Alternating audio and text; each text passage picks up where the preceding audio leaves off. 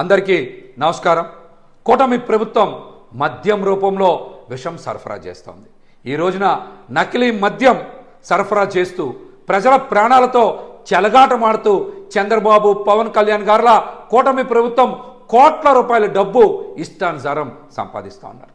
వీళ్ళకి డబ్బు మీద ఉండేటువంటి ప్రేమ, పిచ్చి ప్రజల జీవితాల మీద, మద్యపాన ప్రియుల మీద లేదన్నటువంటి అంశం ఈ నకిలీ మద్యం తయారీ, సరఫరా, అమ్మకాలు, వాటాల ద్వారా రాష్ట్ర ప్రజలందరికీ కూడా చాలా స్పష్టంగా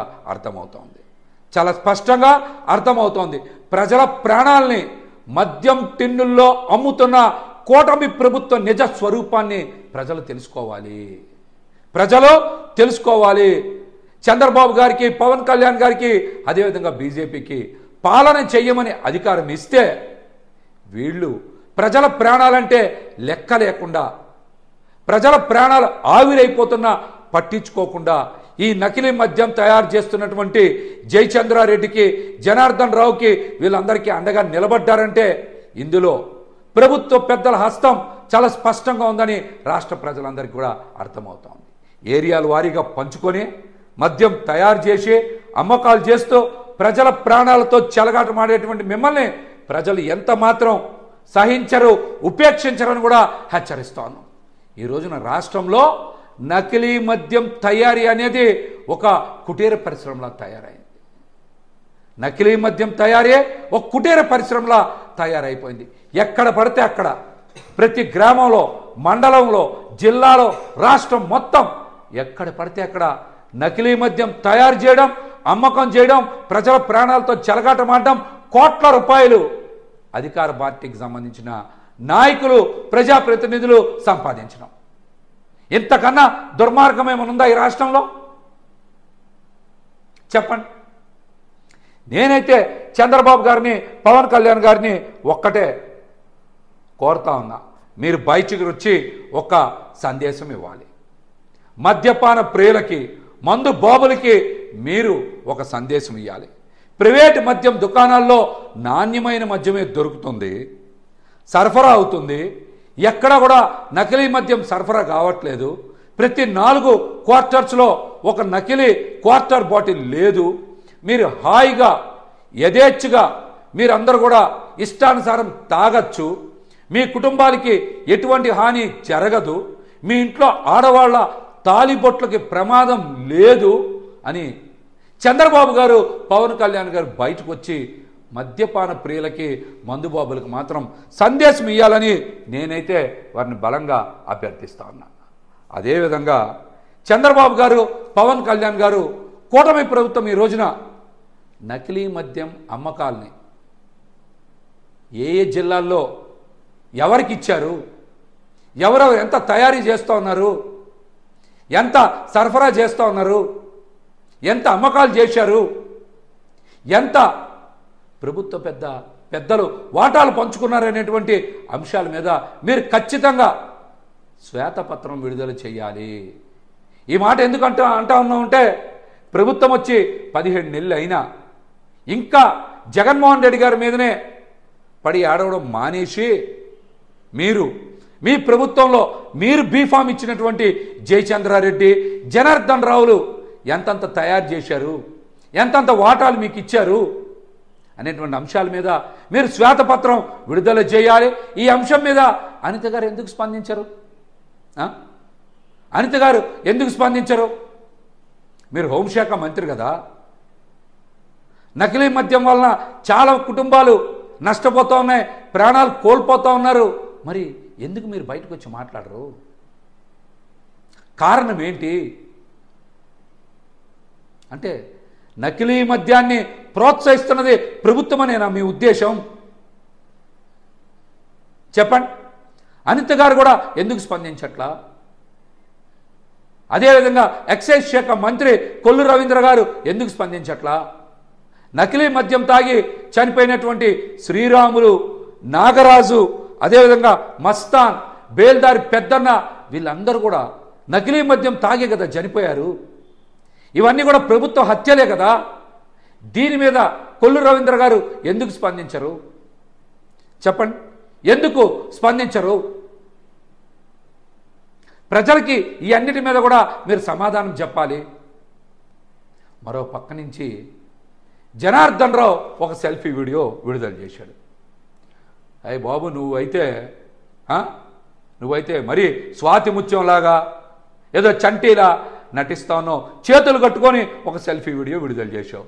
ప్రభుత్వానికి సహకరిస్తా, దర్యాప్తుకి సహకరిస్తా అని ఏదో సెల్ఫీ వీడియో విడుదల చేశావు. అసలు నువ్వు ప్రభుత్వంలోనే నువ్వు భాగస్వామ్యం కదా, ప్రభుత్వంలోనే నువ్వు భాగం కదా, ప్రభుత్వానికి నువ్వు సహకరించబట్టి, ప్రభుత్వం నీకు సహకరించబట్టే కదా ఈరోజు నువ్వు యథేచ్ఛగా రాష్ట్రం అంతా నకిలీ మద్యాన్ని తయారు చేసి, సరఫరా చేసి, వైన్ షాపుల్లో, బార్లలో అమ్మకం చేసి, సంవత్సరానికి 3,500 రూపాయలు స్కామ్ చేసి అందరికీ డబ్బులు పంచావు కదా నువ్వు. ఇంకా నువ్వు ప్రభుత్వానికి సహకరించేది ఏంటి? ఇప్పటికే ప్రభుత్వానికి బ్రహ్మాండంగా సహకరించావు కదా, ప్రభుత్వ పెద్దలకు సహకరించావు కదా నువ్వు బయటకు వచ్చి చెప్పాల్సింది అది కాదు. ఎవరెవరికి ఎంతంత ఇచ్చావు, ఎవరి అండదండలతో, ఎవరి అనుమతితో, ఎవరి ప్రోత్సాహంతో నువ్వు ఇంత యథేచ్ఛగా బరి తెగించి మద్యం తయారు చేసి డబ్బు కోసం పేద ప్రజల జీవితాలతో చెలగాటమాడేవో వాళ్ళ పేర్లు బయటకు వచ్చి చెప్పు. అది సహకరించడం అంటే ప్రభుత్వానికి సహకరిస్తాడంట. నువ్వు ప్రభుత్వంలో భాగమే కదా జనార్దన్ రావు, నువ్వు ఒక క్రిమినల్వి. నువ్వు మళ్ళీ చంటి ఇలాంటి వీడియోలు బయటకు పెడతావు. ఇంతవరకు ప్రభుత్వం కానీ, డీజీపీ గారు కానీ, అదేవిధంగా హోంశాఖ మంత్రి అనిత గారు కానీ, కొల్లు రవీంద్ర గారు కానీ ఎందుకు స్పందించలా? ఈ నకిలీ మద్యం స్కామ్ మీద మన కంటి ముందే కనపడతా ఉంది కదా, మన కళ్ళ ముందే జరిగింది కదా. మరి చంద్రబాబు నాయుడు గారు, పవన్ కళ్యాణ్ గారు ఈ నకిలీ మద్యం స్కామ్ మీద సిట్ వేస్తారా, సిబిఐ వేస్తారా? ఎందుకు బయటకు వచ్చి మాట్లాడట్లా చెప్పండి. ఈ నకిలీ మద్యం స్కామ్ మీద ఈ జయచంద్రారెడ్డి, జనార్దన్ రావు, అదేవిధంగా సురేంద్ర నాయుడు, ఈ వ్యక్తులందరితో పాటు ఇంకా ఈ రాకెట్లో ఎవరెవరున్నారు, ఏ ఏరియాల్లో ఎవరెవరికి పంపిణీ చేస్తూ ఉన్నారో వాళ్ళందరి పేర్లు బయటకు వచ్చేలాగా, ఎంత స్కామ్ చేశారో ప్రజలకి తెలిసేలా సిట్టేస్తారా? సిబిఐ దర్యాప్తుని కోరతారా? చంద్రబాబు నాయుడు గారు, పవన్ కళ్యాణ్ గారు ఈ అంశాల మీద మాట్లాడతారా? రండి, బయటికి రండి. ఒక్కొక్క తయారీ కేంద్రంలో చూశాం కదా మొన్న, పెద్ద ఎత్తున spirit bottles, machines, packing machines, కొన్ని యంత్రాలకైతే పూలదండలేసి ఆయుధ పూజ కూడా చేశారు మన దసరాకి. ఇంత బరి తెగించి మీరు నకిలీ మద్యం తయారు చేస్తున్నారంటే మీకు ప్రభుత్వం నుంచి అండదండలు పూర్తిగా అందుతున్నాయనే కదా. మళ్ళీ వాటికి కూడా మంచి పేర్లు పెట్టారు. బెంగళూరు బ్రాందీ, మద్రాస్ విస్కీ, ఇలాంటి పేర్లు కూడా పెట్టారు. సినిమా టికెటే 1000 రూపాయలు పెట్టారు కదా, ఇప్పుడు ఆ నకిలీ క్వార్టర్ బాటిల్ మీద కూడా ఓజీ అని రాసి 1000 రూపాయలకు అమ్ముతారా ఏంటి మీరేమన్నా? చెప్పండి. వీటి మీద పవన్ కళ్యాణ్ గారు కూడా ఎందుకు స్పందించరు?